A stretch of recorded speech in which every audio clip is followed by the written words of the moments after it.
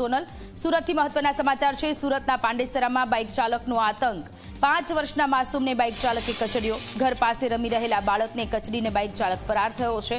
જય મહાદેવ નગર પાસેની આ ઘટના છે। આર્યન નિષાદ નામના બાળકનું કરુણ મૃત્યુ થયું છે।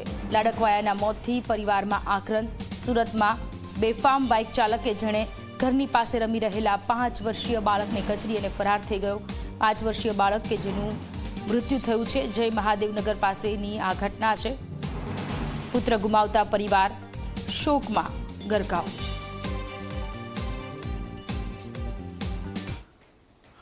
સુરત શહેરના પાંડેસરા વિસ્તારમાં બેફામ બાઇક ચાલકે 5 વર્ષીય બાળકને કચડી નાખતા તેનું મોત નીપજ્યું છે।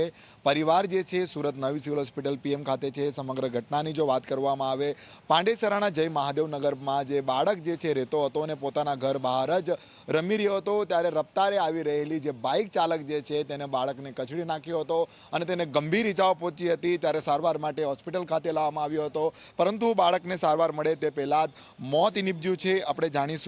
बताइए, लड़का आपका कौन लगता है और कैसी ये पूरी वारदात हुई है? लड़का मेरा भाई लगता है। मैं जा रहा था गार्डन घूमने, तो बच्चे को मैंने बोला कि चलो गार्डन घूमने चलोगे, तो वो बोला नहीं। फिर मैं आगे बढ़ गया तो गली में से बाइक वाले निकले। 3 लोग थे, बैठे हुए थे उस पर। वो पल्सर NX की बाइक थी और उसमें क्या बोलते हैं कि बच्चे को कुचलते हुए आगे मतलब 3-4 फीट इतना घिस के लेके गए। फिर उस समय मैंने वापस आया, फिर उठाया, जहाँ तक लेके जाना पड़ा मतलब लेके गया हॉस्पिटल। 2-3 जगह से जवाब हुआ, उसके बाद यहाँ पे लेके आया तो यहाँ पे मृत्यु घोषित कर दिए। कितने साल के बच्चे की उम्र है और ये जो रफ्तार किस तरह से उनकी बाइक की थी? रफ्तार तो बहुत ज़्यादा थी, मतलब गली में से निकले तुरंत पूरा स्टीलेटर दे दिए। स्पीड बहुत ज़्यादा हो गई थी और बच्चे की उम्र लमसम 4 साल है। क्या नाम है? आर्यन से। आप बताइए, आर्यन के परिवार में कौन कौन है और इस तरह से रफ्तार से जो स्पॉट बाइक चलाते हैं क्या कहोगे, कैसी कार्रवाई होनी चाहिए? पहले तो कार्रवाई कड़ी से कड़ी होनी चाहिए। उस बच्चे के मम्मी पापा, एक भाई और एक बहन है भी। वो स्कूल जिसका उसके रूम के सामने गार्डन गया, जा रहा तो रोड उस साइड खेल रहा था। मम्मी बुलाई, आ जाओ। इस तरह आ रहा था तो अचानक गली में से बाइक रफ्तार इतना तेज आई, उसे मारी। ब्रेक मारते हुए वो कम से कम 6-7 फीट दूर तक इतना घिसटते चला गया बाइक से लपटा। किस तरह से कार्रवाई होनी चाहिए? इस तरह से रफ्तार से बाइक चलाते बच्चे की जान ले ली है।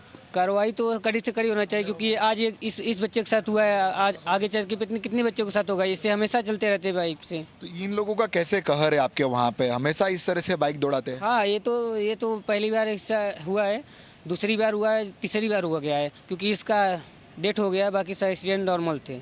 इसके लगभग महीने में 2-3-4 बार हो जाते हैं, किसी न किसी का एक्सीडेंट होता रहता है। બિલકુલ તે સોસાયટીની અંદર જે અસામાજિક તત્વો કહી શકાશે, કારણ બેફામ રીતે બાઇક ચલાવતા હોય છે અને આ રીતના બેફામ રીતે બાઇક ચલાવનાર જે એક બાઇક ઉપર ટ્રિપલ સવારી હતા અને આ લોકોએ બાળકને કચડી નાખ્યો છે।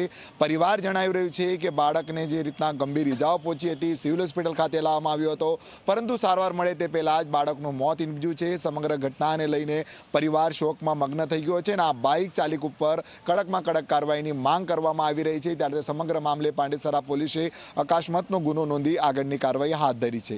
પ્રશાંત દિવેરે, જી મીડિયા, સુરત।